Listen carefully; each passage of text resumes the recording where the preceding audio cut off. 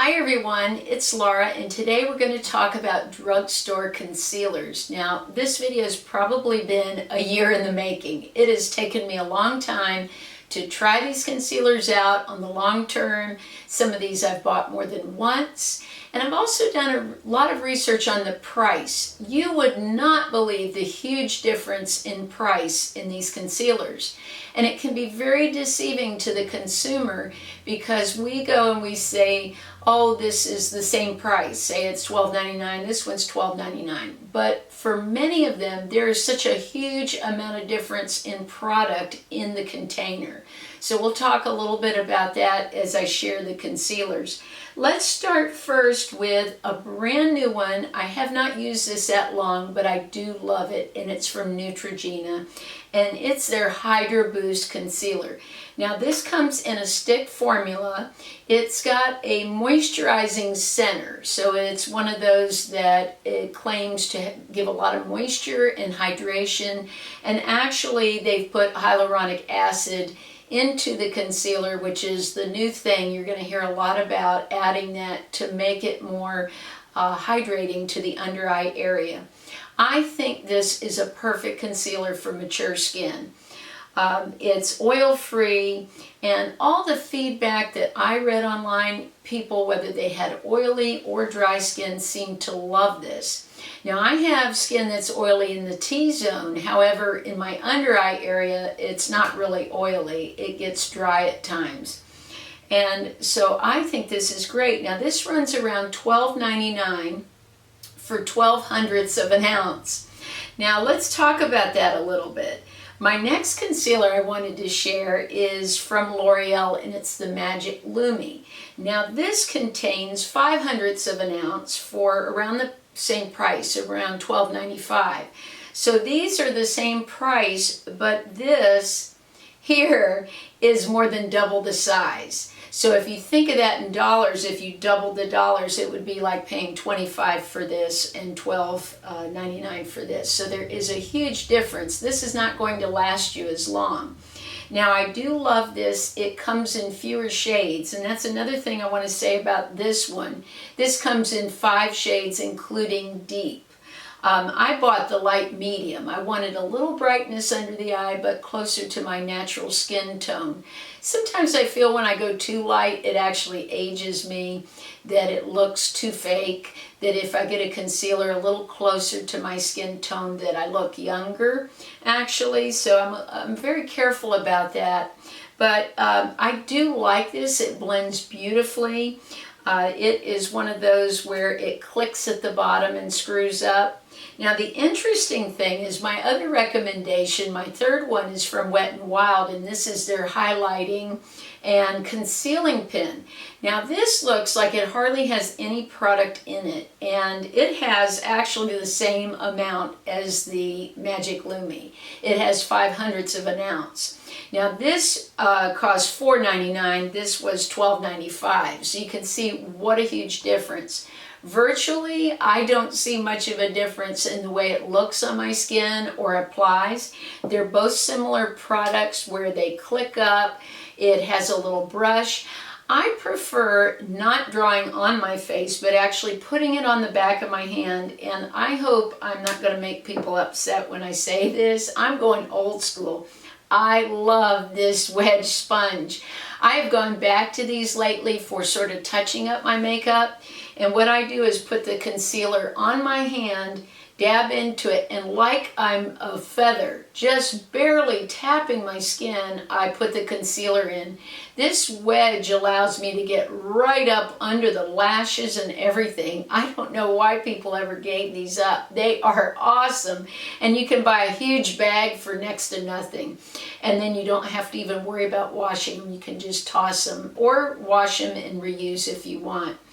But it was interesting to me, the huge price difference between this being $4.99 and this $12.95.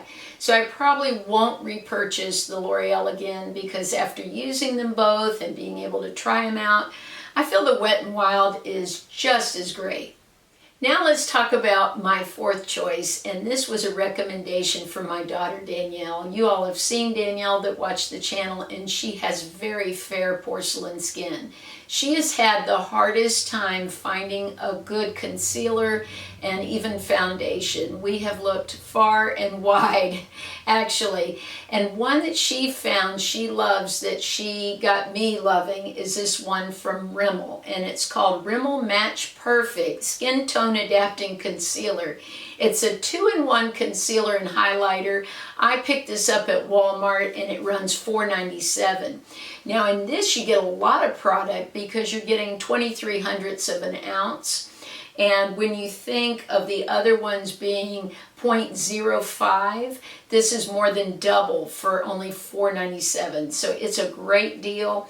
This also has a brush on it. Now Danielle's much younger than me, 27 years to be exact, so Danielle can just draw right on her face like the young YouTubers do and blend it. It stays perfect. Her under eye area always looks on point.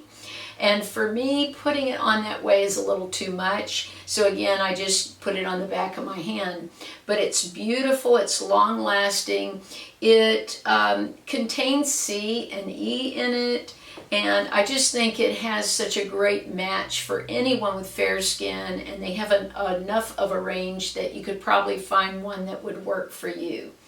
My last one is not really a concealer, but it's to hide the under eye darkness, which is what I'm trying to conceal anyway. So this works for me, and this is, I guess, the best value of all because you're getting 0.5 ounces, so 5/10 for $6, and this is from Hard Candy, and it's called Color Correct Cushion Wonder.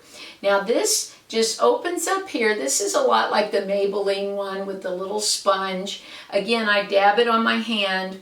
This is just weightless. I love it. It does have more of a peach tone to it, so if you are very fair skin, I don't think this would work for you. But if you're like me with a light to medium skin and you're trying to cover those under eye circles, this works fabulous. It is, again, I think one of the most important things for mature skin is you're not picking a concealer that's too heavy, because heaviness equals heavy look under the eyes and pulling your eyes down, more wrinkles, more lines. It's not good. So you want as light a coverage as you can get, yet where it stays covered. So again, this doesn't get into creases or lines. I don't find that any of these do for me. I do have some fine lines. They're not very deep, but I definitely have fine lines. And again, by putting just a little bit and then actually going over with the wedge and sort of just like a little feather dabbing it out, you can have a look that will last all day. I'm so excited to announce the winner of my first giveaway. It's Maureen Hansen. Maureen, if you would send me an email, my business email is in the description below, and let me know the address that I can send your eye patches to. I'm so excited for you to try them. I appreciate all the great feedback you gave me on what top 5 you would like. I'm working diligently to come out with some great videos for you coming up. I also want to apologize how slow I've been getting back to you. As a teacher, this time of year is really tough. We have state testing. I've got a play I'm doing with my class, and I have been working some very long hours. Hence, I need concealers right now because I'm not getting a lot of sleep and I'm working really hard. But I do appreciate all of you, your kind feedback, and I wish you all love and happiness. Hi everyone, it's Laura, and today I'm here with my top 5 drugstore foundations. I want to start off by telling you what type of skin I have. I would say I have normal to a little bit oily, combination skin. I have oil in the T-zone area, and that's pretty much it.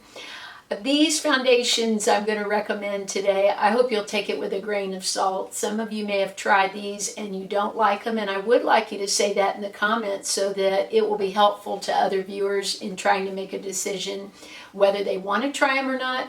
The other thing I would say is save your receipt. I have tried some foundations this year that I have taken back, mostly to Walmart. I've tried them out, I've given them a good try, and if they don't work, I have returned them. And that's sort of against my nature. I hate returning things, but I just feel that companies do need to know when products aren't working, and so I'm actually doing something good to help them by giving them some feedback.